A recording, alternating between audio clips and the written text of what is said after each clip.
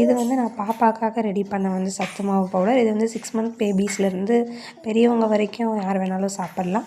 1 class வாட்டரில் 2 spoons powder add பண்ணி, salt add பண்ணி, நல்லா கன்சிஸ்டன்சி கெட்டியாக ஆகிற வரையும் செஞ்சுட்டு அதுக்கப்புறம் ஃபீட் பண்ணலாம்.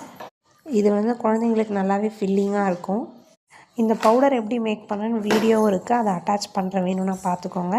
இட்லி மாவு இல்லாத சமயத்தில் கூட இதை தோசை பேட்டராக யூஸ் பண்ணிக்கலாம்.